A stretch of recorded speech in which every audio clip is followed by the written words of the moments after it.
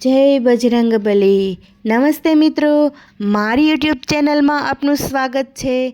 આજે આપણે હનુમાન જયંતી અને ભગવાન હનુમાનજીના જન્મ ઉત્સવ વિશે જાણીશું।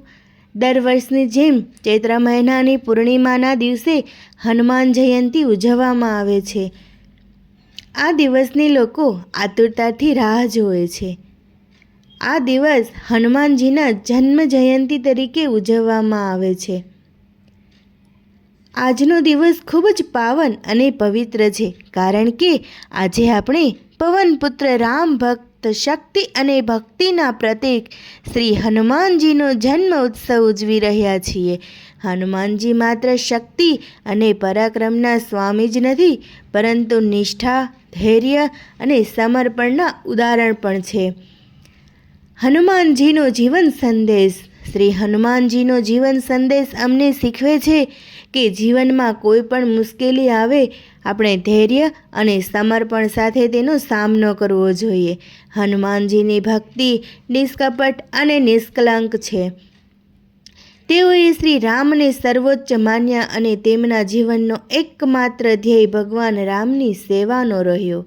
હનુમાનજીના ગુણગાન ગાઈએ એટલા ઓછા છે। શક્તિ અને સાહસ। હનુમાનજીના પરાક્રમની ગાથા આખા રામાયણમાં જોવા મળે છે। તેઓએ એકલાએ લંકા દહન કરી, સમુદ્ર પાર કર્યા અને સંજીવની બુટી લાવ્યા। વિનમ્રતા અને સેવાભાવ। હનુમાનજી એટલા શક્તિશાળી હોવા છતાં તેઓ કદી અહંકાર ન ધરાવતા। તેઓ હંમેશા સમર્પિત અને નમ્ર રહ્યા।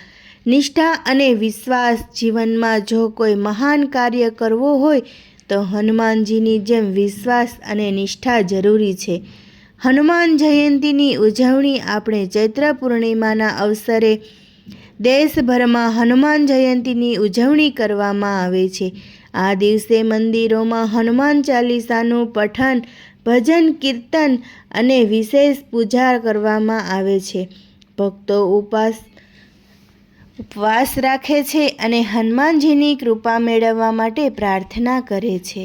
આપણે હનુમાનજીમાંથી પ્રેરણા લઈએ અને આપણા જીવનમાં ભક્તિ, સમર્પણ, સંયમ અને સાહસના ગુણો વિકસાવીએ।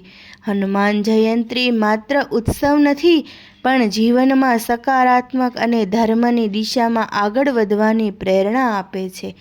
જય શ્રી રામ, જય બજરંગબલી।